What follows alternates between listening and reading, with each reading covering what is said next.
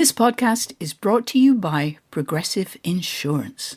What if comparing car insurance rates was as easy as putting on your favorite podcast? With Progressive, it is. Just visit the Progressive website to quote with all the coverages you want.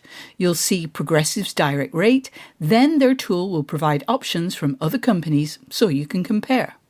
You'll see Progressive's direct rate, then their tool will provide options from other companies so you can compare. All you need to do is choose the rate and coverage you like. Quote today at progressive.com to join the over 28 million drivers who trust Progressive. Progressive Casualty Insurance Company and affiliates. Comparison rates not available in all states or situations. Prices vary based on how you buy.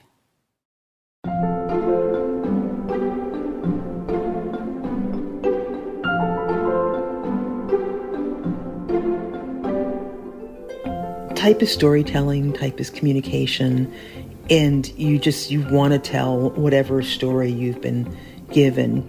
And trying to not get too much of yourself in it. I don't want to put a big Gail stamp on it. I like to sort of blend in the background a little bit. Welcome back to Working. I'm your host, June Thomas. And I'm your other host, TK Dutes. TK, I have been following your work as an audio producer and a host for many years, so I'm really glad to have a chance to chat with you. But tell me, whose voice did we hear at the top of the show? June, I'm so glad to be here, and I'm excited to be with you. And that was the amazing Gail Anderson, a writer, educator, and designer whose first love is typography. She's also a fellow lover of stuff and keeper of things. Oh, I can relate to that. And why did you want to speak with her? Because I'm just like a regular Joe that loves typography, and I really like the quiet job that typography does of being art and information. So, it was really excited to meet Gail and talk to her because she's a professional that looked like me. She has a similar cultural background, and she's also like joyfully ambitious. Ooh. She was an influential design voice at Rolling Stone. Ooh. She's a medalist of the American Institute of Graphic Arts, which is AIGA. She got their Lifetime Achievement Award in 2008. Wow. And she's given back to her alma mater, the School of Visual Arts, where she's now a chair in their advertising and design departments. Ooh. But wait, there's more. What? Her work has been all over Broadway. I didn't know it at the time. Her design on ads and playbills, like shows like Avenue Q, which was one of the deciding factors for me going to see that show as a broke undergrad. Her design pulled me in. And I'm so glad I went now that I know it's her. So she does all kinds of work. You've seen it before, June. So I'm really excited to be with her. And one of the coolest things she's worked on is designing a stamp for the USPS, United States Postal Service. And she's now on the Citizen Stamp Advisory Committee, where they make decisions on upcoming forever stamps. Okay, that is, without a doubt, the coolest thing in the world. But something tells me that you will have a little bit of an extra segment exclusively for Slate Plus members. What will they hear? We actually talk more about what goes into being on the Stamp Advisory Committee and how that informs her work. Also, her favorite places to find typography in the wild, which I love, and our mutual love of stuff. It's making me sweat a little. I'm in a constant battle with stuff. If you are a member of Slate Plus, you will hear that at the end of the episode, and I am fairly certain, nay, completely positive, that you will enjoy it. And if you aren't, let me tell you, it is super easy to join. As a Slate Plus member, you get to hear extra segments on this show and others like The Waves and Culture Gabfest. You'll get bonus episodes of podcasts like Big Mood, Little Mood, and Slow Burn. And of course, you will never hit a paywall at slate.com. To learn more, go to slate.com/workingplus. All right, let's hear TK's conversation with Gail Anderson.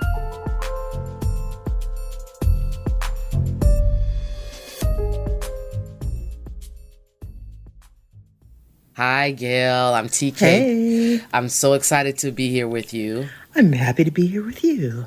So I definitely want to start here. as a fellow city girl. You're from the Bronx. I'm from the I'm from Bronx. Brooklyn. I love that for us. And you're Caribbean American, so am I. So I'm wondering, about all your accolades, your titles, the hats you wear. What is that hustle? Is that a New York City hustle? Is that a Caribbean Oh, hustle? that is the Jamaican with 3 jobs hustle.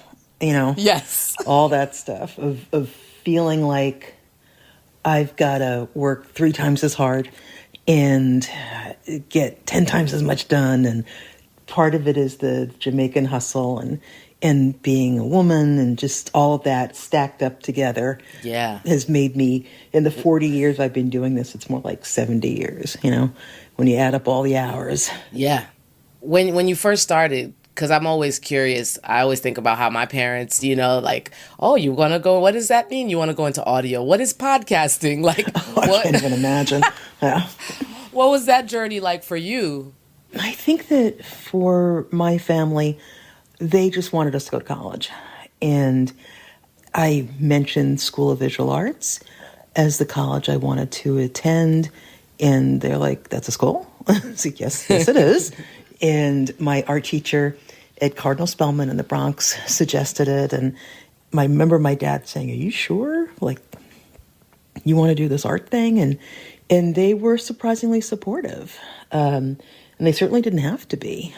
And they lived long enough to see me do well, which was wonderful. And they were there when I got the AIGA medal. They came to that dinner, and that was really wonderful that their support paid off. Yeah. How did you decide on typography as a thing that you would pursue? I knew early on that I loved the way words looked. I loved the way letter forms looked. And books that I had as a kid, how could these words be so expressive? And the teen magazines I had, like, these are different kinds of letters. You don't know that they're font typefaces, whatever. It's just like, who does this? Who makes this? And then I wanted to draw my own. And it was realizing that type was an amazing way to communicate, in a beautiful way. And I started taking pictures of type, and still do, and encourage students to do that. Anybody with a phone, take pictures of all these old raggedy signs and manhole covers and whatever else you see. And for students, it's like, you're going to use this in your work. Yeah.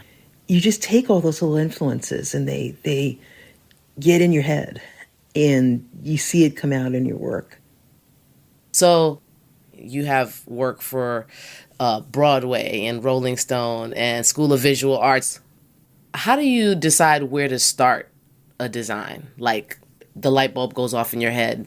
What do you do next? I'm best with structure, and most of us surprisingly are. I want to know who the audience is. I want to know what their restrictions are. I kind of want all my ducks in a row first. And it's really important to know who you're designing for. And if it's designing for, a young person versus someone my age versus, type is storytelling, type is communication. And you want to tell whatever story you've been given, you want to tell that properly. If it's a book I'm doing a cover for, then it's reading as much of the book as possible. Certainly a magazine story, reading as much of the copy is ready. And sometimes, surprisingly, a lot of it isn't ready. And you're designing it sort of blindly. And that is frustrating, but then you're doing the job of sort of interviewing the person you're working with, of asking the editor or the writer questions, or the marketing person or the art director or whoever, to get as much information as possible, so that you're not going down some wackadoo path. So, when you're working with different audiences, or that there's going to be different eyes on this thing, specific eyes on this thing, what are the choices that you make to convey a thing to young audiences, older audiences, these folks, that folks? I've learned, especially as I'm older now, that there are things that I'm looking at for an older audience that I'm more cognizant of the clarity, of legibility, of point size, of all of that in designing. One of my pet peeves is shampoo and conditioner, and like which one is which when I don't have my glasses on in the shower. Yeah. And why is on pattern products, which I love, it's all yellow. Why is the type so thin? Why is the type yellow too? And it's this point size. Like all of that starts to become really important. And I see when I'm telling students, you're designing whatever this is for senior citizens, they're beside themselves because they only know how to design for a young person. And it's like, this is not what real life's going to be for you. You're going to have to design for different people. And you really have to think about the audience. So you're like interpreting from different angles. The person that, or the thing, the place, like you said, who all is in charge of the project, right? Yeah, and trying to not get too much of yourself in it, to be sort of anonymous. At least I don't want to put a big Gail stamp on it. It's like, I know who did that. I like to sort of blend in the background a little bit. And that's interesting. But it's really an adventure, each project. And I like collaborating and working with other people. I don't really like working by myself. Yeah. And after I'm done here, I'm jumping on a call. My friend Joe Newton and I are designing a book about Amos Kennedy, a black printmaker in Detroit. Wow. Older man, lovely, fun, letterpress printer who's been doing this for years and fascinating life. Yeah. Now I like to work on projects that have some substance and do things for people that are going to make a difference or attempt to make a difference. Or for someone like Amos, who spent most of the letterpress part of his career as an activist, and so I want to do stuff like that for people like that. Do you consider yourself an activist? I'm like around the edges, but I feel like as I've gotten older, that is of more interest to me. The feeling like I'm doing something for a purpose, for a cause, and not just decorating, that I'm doing projects that I really want to do and not just projects for the money and stuff like that. So maybe if you come back to me in a few years, be like, yes, I'm an activist. Mm-hmm. But now I'm like, I'm just kind of tired. Let me see. Let me try to do that on Saturday. So, I mean, if you can only activist on Saturday, we'll take it. Yeah. So, you know what? This is a great time. I would love to turn to your Emancipation Proclamation Forever stamp. My favorite thing ever. The biggest and the smallest and the coolest. And when Antonio Alcala called me from Postal, I was like, what? Is he like the United States? The United States is on the phone. United States is on the phone, yeah. And calling you this to is make America a stamp. Calling. So Yeah.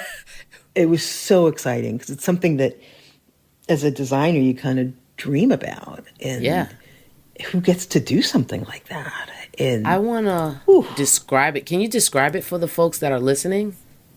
The thing that they asked was to not design something with words, with type, and to use an image. And I was like, uh-oh. Oh. And so I was like, okay, well, I know that I have to design something with type to get it out of my system. Because it seemed like so clearly this first line of henceforward shall be free. Like, that's it right there. So I did that to get it out of my system. And then I did something else with hands that Antonio and I thought, okay, they're going to go for this.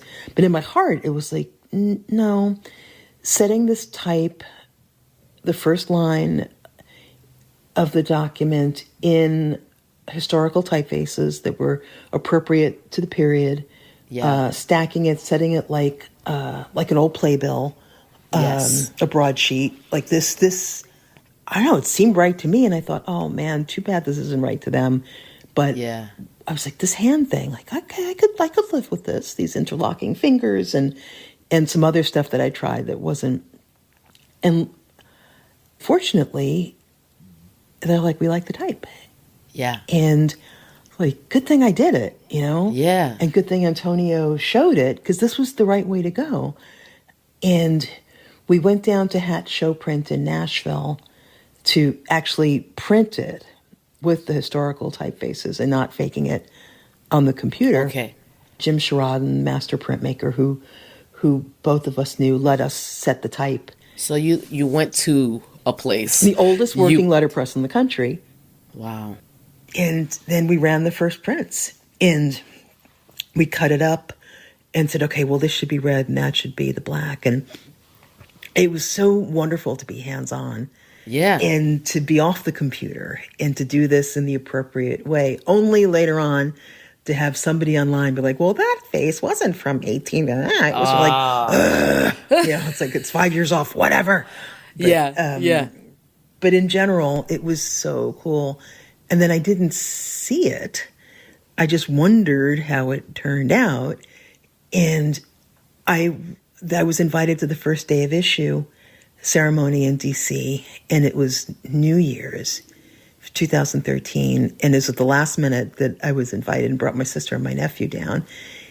And I saw the unveiling of the stamp and signed copies for people after. And I was like, I can't believe I made this, you know? It's so beautiful. This little bitty thing that's like the biggest thing I've ever done. What does it feel like for you to convey freedom through text? It feels really cool. Yeah. There's a real rush that you get from doing stuff like that is different from the rush that you get from other kinds of work. And I feel like I've been so lucky, even though I've worked really hard, and I never discount that, but I've been really lucky, and the goal is to continue to try to make it easier for the next generation of designers of color. Yes. And I came into it when I was almost always the only person in the room, and certainly the only designer in the room. And if you've been that person, you're tasked with speaking for all people of color. And like, so want to know what you think? It's like, oh, really? Because I'm the representative. Do you? Yeah. And like, well, this is just me, but, and I, you know, for all the weird stuff that I've lived through or suffered through or whatever, I hope that that's made it easier for people in their 40s or 30s or 20s or whatever. And as they get older, they'll be like, what was she talking about? What's she complaining about? Because, like, this is great. Yeah. I mean, learning more about your industry, I learned that, it's like 3.5%, people of color. Still. Oh, my goodness. Still. Yeah. And it's hard because there are jobs. And I tell parents at our school events, it's like, no, your kid will do well. Like, it's not going to be starving artist. If your kid is good at this, whether it's motion interaction, AR, VR, regular design, book covers, magazines, whatever, like, there are opportunities. And it isn't a, what does my child do? In the way that it was for me 40 years ago, that your kid will be fine. And so if they're good, make them stick with it and support them. We'll be back with more of TK's conversation with Gail Anderson.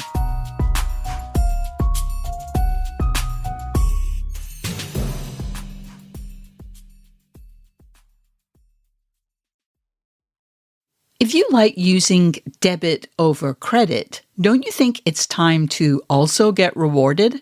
Well, now you can with Discover Cashback Debit. It's a checking account that rewards everyone with cashback on everyday purchases. Plus, you're not charged any account fees, period.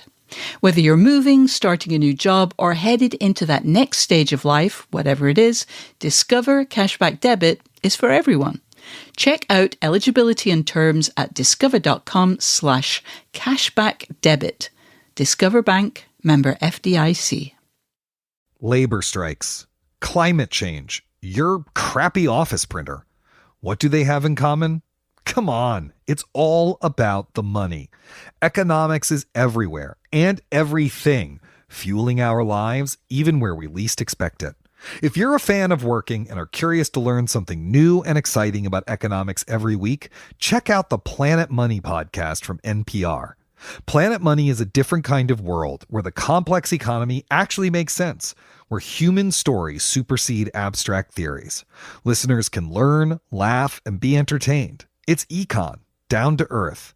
Planet Money answers some of life's burning questions. Will AI take our jobs? Is fancy vodka just fancy marketing? Why are Christmas trees so damn expensive? The Planet Money team lives to tell a good story in around 30 minutes. It's econ for the rest of us. Tune in to Planet Money every week for entertaining stories and insights about how money shapes our world. Stories that can't be found anywhere else. Listen now to Planet Money from NPR, wherever you get your podcasts. Listeners, we want to hear from you.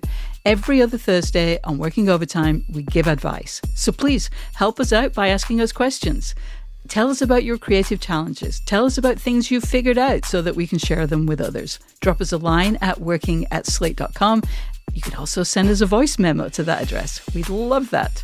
Or you can give us a ring at 304-933-WORK. And if you're enjoying this episode, don't forget to subscribe to Working wherever you get your podcasts. All right, let's return to TK's conversation with Gail Anderson. I'd love to talk about some of your political signs or signs that, are in support of certain candidates. So what I see in the world on the lawns and in the windows of like people's shops, there's the blue background. There's a white border with stars and the candidate's name. And depending on what party, right? So like if you're left, it's a little cooler, right? Like the Democrats are a little cooler. The AOC posters years back, those were the ones that we were like, ooh, like these are kind attention. of, yeah. It's like, well, who's doing this? She looks like she's pretty cool because look at these posters. And you do see stuff for candidates. And I know I look at it through the lens of design, but I think that other people don't realize that they're looking at it through that lens, but they're saying, she seems kind of cool and fresh. Yeah. And there's something going on here, as opposed to the red, white, and blue, stars and stripes, and the traditional stuff. Yeah. And I love seeing that. I remember the Obama stuff. Yes. That you're like, ooh, this is just better, Yeah. I definitely got that from your Hillary button from 2016. I was I forget how many, like 20 designers or something asked to do these buttons. So did you have like I'll say to the audience, it's what I'm looking at is an orange button, orange background with an H. It kind of looks very, the H looks very HBCU to me. Then there's an arrow going through. I see you. And it says, Hillary is just my type. Yeah, so like make a little type joke because I'm a type person. Yeah. And were you tasked with like, or were all 28 of you tasked with like, you have to have the arrow. You have to. No, okay. It was just like do something. They wanted them to go viral and get out there and make a button. I was like, I'm going to make 3 buttons. It was either make one big one or 3 small ones, and then I like bought a bunch of them and. Projects like that just are so exciting. Which takes me to your voting posters. There's the Gone Voting, and it's giving, old school. There's a little boy fishing and a dog right next to him. Can you tell us about that? That's from 2008. And a lot was happening in 2008 too. Yeah. AIGA, American Institute of Graphic Arts, sponsors a voting initiative. And they get designers to do posters, and they ask folks. And then they used to print them, and now they give you the files, and you can print them yourself and put them up. Yeah. And so we did Gone Voting, and it was that same buzz, that same like, this is this little teeny tiny thing, this little gesture, but it's a gesture, and I'm trying. Yeah. And now that we're talking about this, it makes me really want to engage. Yeah. And I feel like I have to find my thing for this next election and make sure to put myself out there a little bit and not wait for somebody to ask me to do something, but to do something on my own. And I feel it. Like, I'm looking at it right now. the background is kind of like a brown, like a, you know, it's fading into it in the middle, and then there's Gone Votin'. And this person is fishing, right? And it's like, you can't sit back. You know, you have to cast that net. You have to cast that line. You have to vote. And on the bottom, it says, good design makes choices clear, which is the tenet of typography. Yeah. Well, now you make me want to hang up and go out and do something. So I'll see ya. Well, let's go. I mean, we could cut this short. No, it's motivating. I would just love to get into some just like, you know, regular everyday Joe stuff about design and typography that might help folks talk to a designer, right? Like, we're in this world of, you know, we got to make visuals every day. And if you don't know someone, you have to figure out how to do it yourself. So like, what are like three terms that I could tell a designer or express to a designer that makes that person know that I know what I'm talking about, and I would love to be in communication with you. But you're a good client. Yes, I want to be a good client. It's hard. It's hard for some people to get across what they're looking for, and they feel like they've got to do it by explaining exactly what it should be visually. And that's less helpful to us than if you can tell us how you want something to feel. Okay. And it's less about you talking about the typeface than to be able to talk about what you want to get across in the piece, and being open to the use of imagery or the lack of imagery, and doing it just with words. And sometimes people will say, I don't really have the money for a photograph or an illustration or whatever. Can we just do this with type? Whether it's a book cover or a poster or whatever. And I really enjoy that challenge because I do want to communicate everything with the words as much as possible. Even though I do enjoy the collaboration of working with an artist, I feel like if I can't do it with the words, then I failed somehow.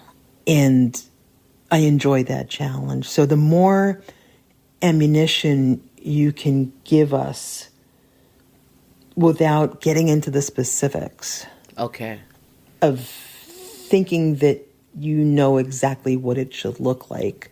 Right. And it's your thing. And ultimately you have to be happy, of course. Yeah. So the more you can explain, the better. But it's almost like you don't have to explain the visual part of it as much as the other part. It's a feeling. Yeah. What the occasion is. What the occasion is, and who the audience is. The most important thing is who are we designing this for? And the hardest thing for us is when the client then says, well, if we can take this part from this sketch and that from that and then combine it, and it's painful to hear that because you're like, well, I would have done that myself if I thought. And the thing on my end that I've learned doing the theater stuff for so many years was to have an open mind to what the client is saying and to get them into the collaborative part of it, not sitting next to you, but going back and forth. Back and forth and being okay with showing the stuff that doesn't work sometimes, because that makes the process transparent, which is important. And then they can kind of see a bit of the struggle. Yes. And they can then sometimes help pick out something like, this isn't it, I agree, but there's something about the way this feels. Yeah. And you're like, okay, tell me more. So it becomes an exploration together. And as much as we can kind of be in it together, and as much as I can let you behind the curtain a little bit, the less you'll feel like I'm trying to pull one over on you or trying to just show you this cool thing that I made, that isn't really paying attention to what your needs are. And that was a huge lesson that I learned those years doing the theater stuff, is you got to let them in. You can't force something on someone. And as much as possible, you want them to feel like it came from them. What was a time that you had to like solve a creative problem and get deep with it? Solving a creative problem that I knew a lot of people would see the results of came with the theater work that was very visible, that wasn't within the pages of something, but was the actual thing and was up on a billboard or on the front of a theater. So it was a very specific kind of problem solving. We worked on, the millionth staging of Who's Afraid of Virginia Woolf? And Edward Albee said, it's not about drinking and it's not about alcoholism. And this is, this famous playwright telling me this. And I'm like, I know, but I'm still afraid of you. And we boiled it down to something that he felt was not the key to his work. And I was like, oh my God, like we made this tremendous mistake. But you're kind of like, tell me more, because when you're doing something you're doing for like the 20th time, that there have been a million versions of this that have existed in the world that are known and are really good, and you've got to take a stab at it now, however many years later. That was really hard work for me. But it was learning in those years, like looking at something through the eyes of a very famous playwright or someone up and coming, or something that's been around forever that you're doing a new take on. What a learning experience of having to figure out the role of design, of selling, of selling tickets, of like, oh my goodness, this like has a heavy lift attached to it. And if this doesn't work and nobody gets this, like I've done everybody a huge disservice. Right. And it felt for the first time like the thing that I was doing, that there were consequences. And that was intimidating. And then after a while, you're just like, you know what? Some of these things work, some of them don't. It's not about me. It's not about the design. It's about the content of the show itself. And you sort of strip away all of the ego stuff attached to it. And so what happens when you're not fully satisfied with the design, but it has to go out? And it happens. Yeah. And you move on to the next one. Okay. And, when I was younger, you kind of like, and fret about it. And would you see it in the world and be like, not that, not again? Not again. But luckily, nobody cares. And everything's got a really short shelf life. And the first times I saw stuff that I did as trash on the street, that you're just like, this is really disposable. This is not, I'm all like, oh my God, it's my thing. This is fish wrap. And then once you let go of that this is, it's forever. It's not, nobody cares. You care, nobody cares. And then you're liberated. Then you're free to have fun and make mistakes, which is part of the process. All right. I'm wondering if this is controversial or not, but like, what do you think about tools like Canva and AI? Are they undermining the industry? Or are they bringing people in? I don't even know what to think. We spent the summer trying to come up with a policy for the students, and it really made us sort of stop and think. And they're less interested than I thought they would be, which is good in a way, but there's some of it that's really, really helpful, I got to admit. And I've run stuff through ChatGPT also to have a look, but I'm afraid that it will be too much of a crutch for the young ones and that they won't take a shot at writing. And I like to write. I love to write. So I'm not afraid of it. And I know some people really don't like it. And so it'll be helpful to those people. But I don't want that to become the way people are communicating by just, that said, it's amazing.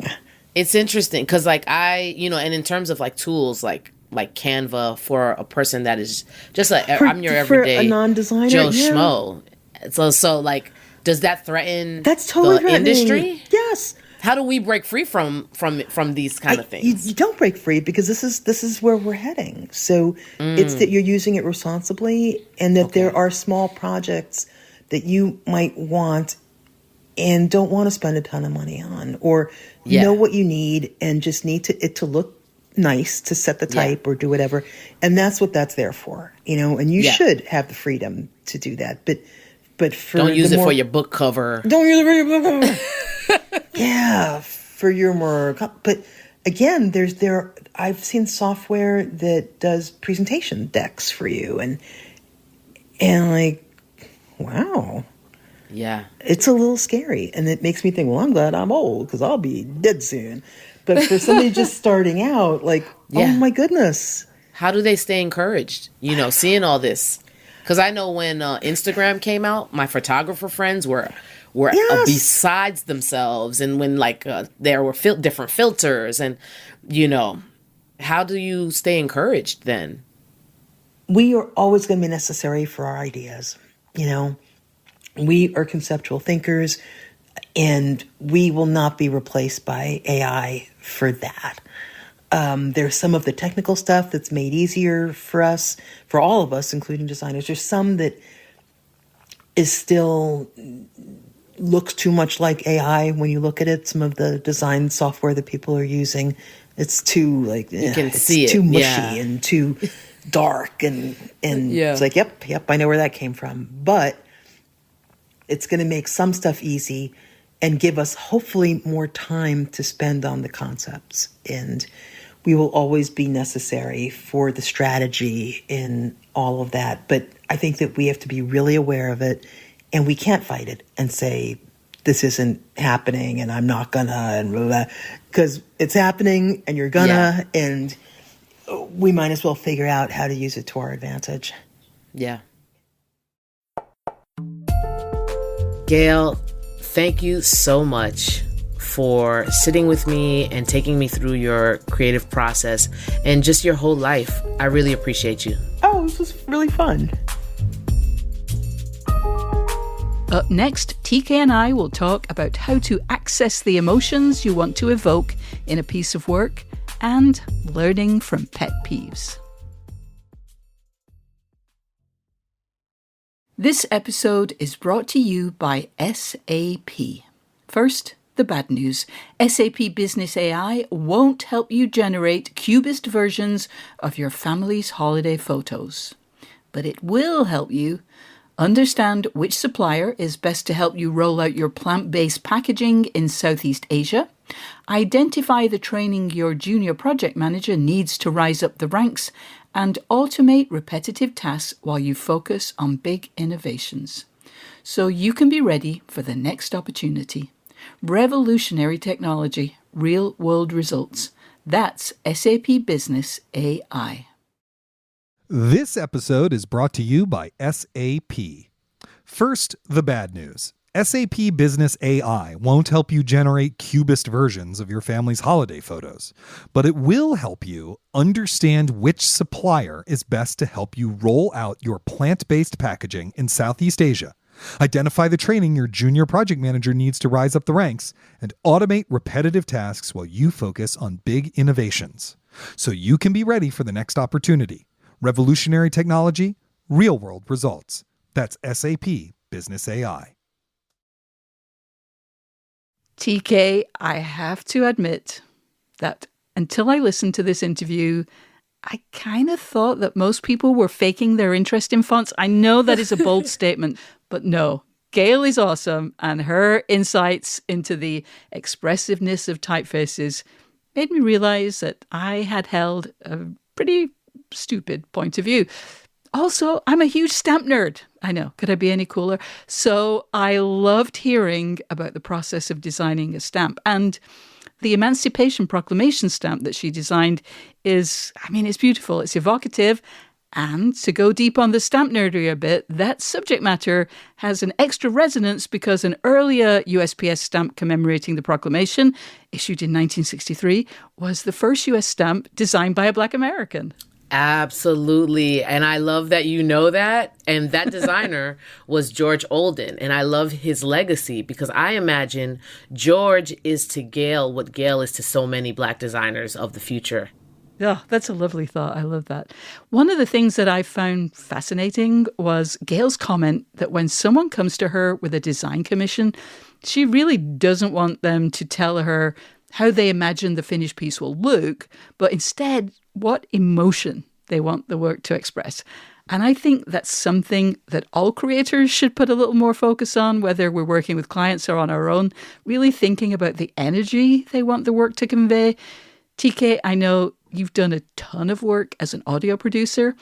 When you're working on a show, especially if you're in the early stages of figuring out what it needs to be, when you're just asking a ton of questions, what kinds of questions have you asked yourself and the rest of your team to get to the emotional journey that you want the audience to experience? Ooh, that's a loaded question, depending on big one.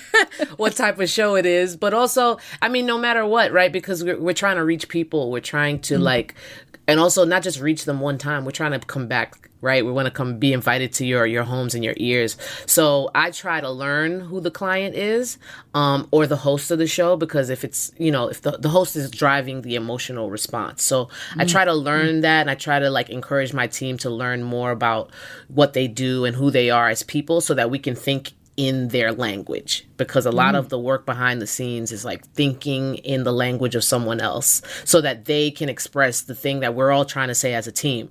Then I try to figure out who this is for, right? What will resonate with those listeners. So it's like a two-pronged thing. We have to figure out, is this a niche project for a niche few folks, or is this for the masses? And how are we going to reach each of those, demographics, so to speak? And will we be adding something to their lives, something that they'll come back for? And then I think to what Gail was saying about just kind of getting the chance to have a conversation with the client or the host, or I'm asking for trust, right? Trust in the process, because podcasting, and June, podcasting is ugly before it's beautiful, right?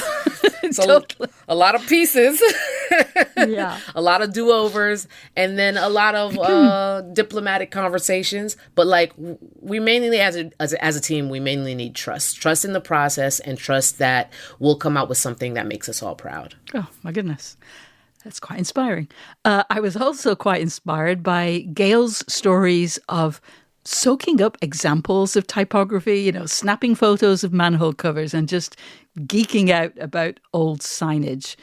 Is this something you do in your creative work? I mean, it's trickier with audio, right? I mean, do you have a collection of cool sounds on your hard drive?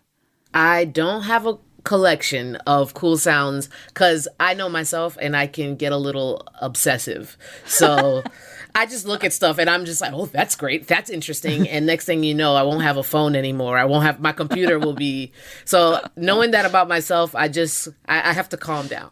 But when I do hit record, it's either by chance because it's so irresistible. And usually that's when people are on the subway and something New York City subway is happening, and you just have to get it on tape, or a moment in time that's super important. I remember my aunt and my mom talking maybe 2 Thanksgivings ago, and I turned on my phone because they started talking about how my grandfather was born on the side of a road in Haiti. Whoa.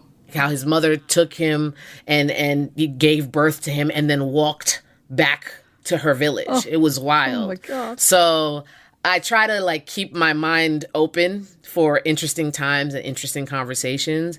And then in terms of just where the influence comes from, I don't know if this makes me weird, but I like to be, I like to just be on alert for things in the world, and especially visual art, because it makes me wonder, what would a color sound like? Oh. I've been visiting museums all summer, and I'll see a piece and I'll just go, that's loud, right? Yeah. And I'm like, what would that flower sound like? What would that? So I don't know if it's a little esoteric, but here I am. No, you are a true audio professional, I tell you, because I'm always very aware. I love art. I go to museums a lot, galleries, but I'm always looking for the story. And I'm kind of the same, when I'm watching a movie, it's all about what's happening, the story, the words. It's very hard for me to pay attention to the colors, the shapes, so we each have our weird little thing. Yeah. And I love that you kind of can hear sound in colors. That's a beautiful thought. I mean, and we've have our experiences, right? For me, my professional experience is audio. So I'm trying to make sense of this. I don't understand I'm not a visual. I have recently been dabbling in visual arts, but I don't know the technicals of what you're doing when you splash some paint. And I'm sure there's a word for it. So a splash to me sounds like a clang in my head, So Yes. I think we can just come at it from all of our backgrounds, right? Yeah. Okay, I've got to tell you something that Gail said. Someone who is very close in age to her and who has had terrible eyesight my whole life, I really related to her observation that the people who design shampoo bottles really need to put the word shampoo in very big letters. That is like one of the most basic fails that we experience in the world every day, and it never seems to change.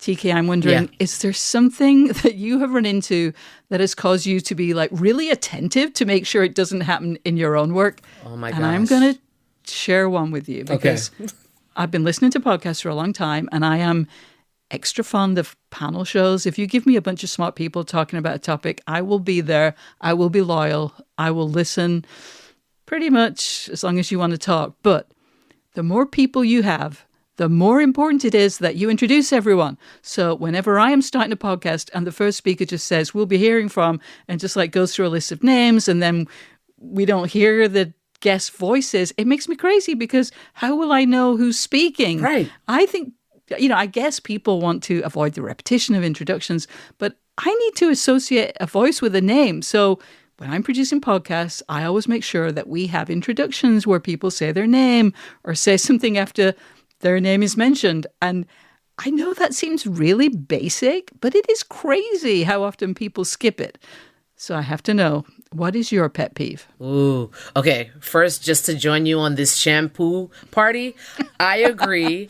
And I have a solution. Firstly, the shampoo thing is where non-glasses wearers and glasses wearers, we overlap. I'm with you. And I also think not only should it be in big letters, but it should have raised type, right? That we could feel the S. We can feel it. We can feel the C for conditioner because... Oh, my God. Oh, okay. Yeah. So now that we're out of the shower... My pet peeve for podcasting, the one that you said is one of my top pod peeves.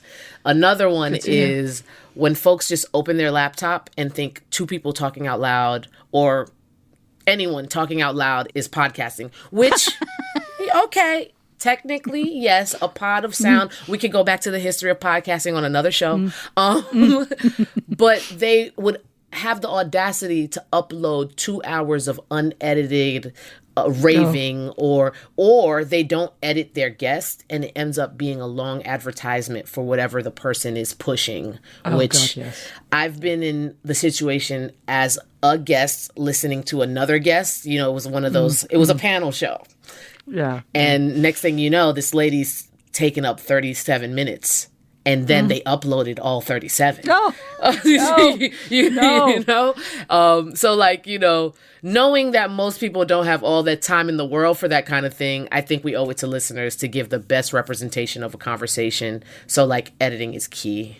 It really is. Oh, man. Yes. I am so with you on that one. All right. I have one last question for you. As we have already established in this episode, philately, just for the record, super, super cool.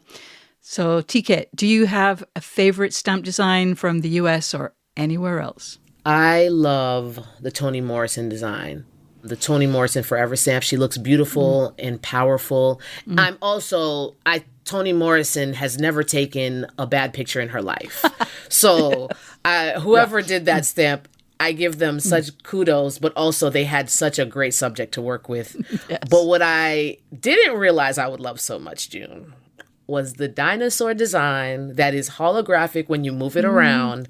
I have a sheet of the T-Rex ones with me right now. Literally I just wanted to show you my T-Rex. I don't know if it's moving on the thing, but I am staring, but the hologram doesn't work through the Zoom. Oh my God. It's very tactile as well. It's so fun. Yeah. Oh my goodness. I have not seen that set, but I do have, and I can't actually imagine using, the Art of Magic set that is also a hologram that makes it look like a rabbit is appearing out of a top hat. I mean, it's just 10 out of 10 for creativity, USPS. It's a thing of beauty.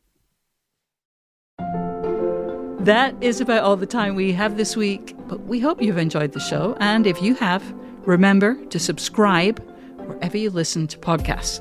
That way you will never miss an episode. And just a reminder that by joining Slate Plus, you'll get ad-free podcasts, extra segments on shows like Slow Burn and Big Mood, Little Mood, and you'll never hit a paywall on the Slate site. To learn more, go to slate.com/workingplus. Thank you to Gail Anderson and to our producer, Cameron Drews, who's so good at his job, he really should be on a stamp. Probably a holographic one. We'll be back next week with June's conversation with Scottish writer Val McDermid. Until then, get back to work.